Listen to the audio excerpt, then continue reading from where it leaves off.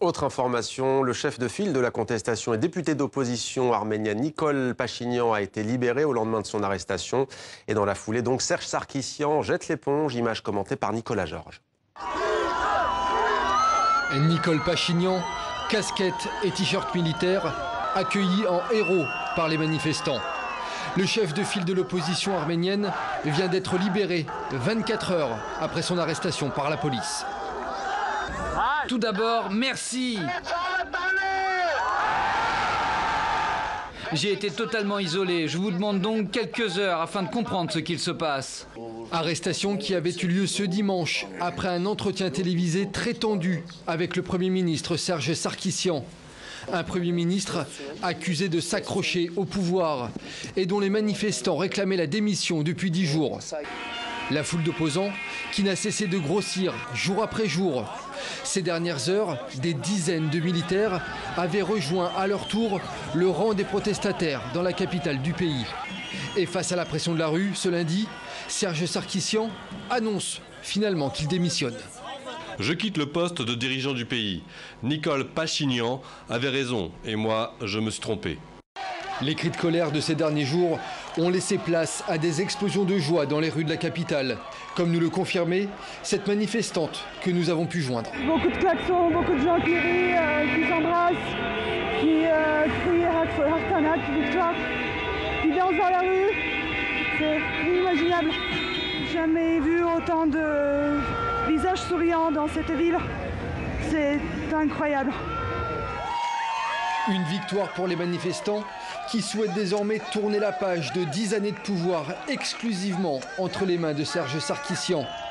Lui qui n'aura pas réussi à sortir son pays de la pauvreté et de la corruption, deux autres sujets au cœur de la contestation populaire. Et justement, pour aller plus loin dans cette crise qui secoue l'Arménie, nous recevons ce soir Vaheter Minassian. Bonsoir. Bonsoir. Soyez le bienvenu sur TV5 Monde. Vous êtes journaliste, vous collaborez notamment au magazine France-Arménie et vous publiez Arménie, chronique de la Troisième République, édition L'Harmattan. Quelle est selon vous la portée de cette démission du président, de l'ancien président et depuis quelques jours Premier ministre avec des pleins pouvoirs, Serge Sarkissian ?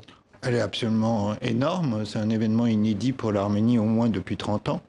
On ne s'attendait pas du tout à cette démission. On ne s'attendait pas du tout, surtout, à un mouvement populaire de cette ampleur. Les manifestations qui, depuis 4 ou 5 jours se déroulent à Yerevan, mais pas seulement, aussi en province, sont un phénomène totalement inédit. Ça va complètement bouleverser non seulement entièrement la vie politique du pays. Il est peu probable que le parti du pouvoir, par exemple, survive à ça, et ça va complètement... C'est pas qu'une question d'homme.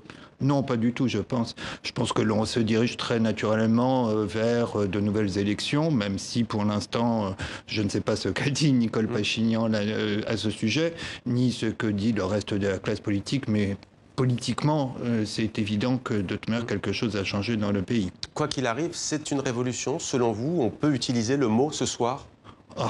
Une révolution, on verra après. Est-ce que les choses vont changer ? Il faut voir que c'est un pays qui est quand même une situation économique et sociale extrêmement difficile, qui a des difficultés avec ses voisins. Sa situation diplomatique n'est pas du tout simple. Elle a un conflit sur le dos qui est le conflit du Haut-Karabakh. Donc les options sont quand même assez réduites. Donc révolution, peut-être pas, mais enfin du changement. Une révolte populaire en tout cas. Les manifestants, on l'a dit depuis plusieurs jours, vous y étiez il y a quelques jours encore en Arménie, les manifestants reprochent à cet ancien militaire de 63 ans d'avoir voulu s'arroger les pleins pouvoirs et de s'accrocher au pouvoir. On l'a entendu, il n'y a pas seulement ça, il y a aussi la pauvreté et la corruption. Oui, bien sûr, et puis un ras-le-bol général. La vie en Arménie est assez difficile.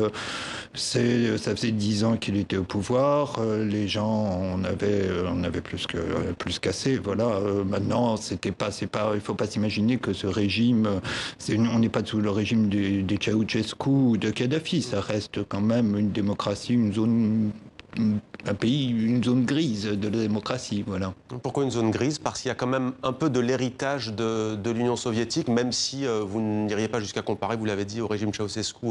Oui, il y a beaucoup d'héritage de l'Union soviétique. Il y a des pratiques lors des élections, il y a les ressources administratives qui sont utilisées, il y a une pression constante sur la population, voilà.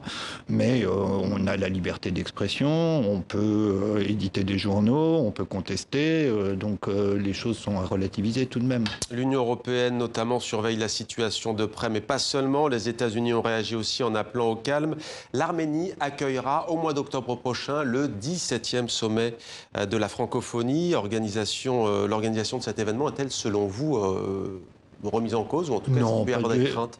Pas du tout. Il y a eu un communiqué du ministère des Affaires étrangères arménien, pas du tout sur la francophonie, bien évidemment, comme vous le doutez, mais je pense que de toute manière, il y aura une continuité de la politique qui sera menée, quel que soit le prochain homme fort qui dirigera le pays. Merci beaucoup, Vaheter Minassian. On aura l'occasion de vous revoir prochainement sur TV5 Monde pour continuer à parler de cette crise qui ne fait que commencer.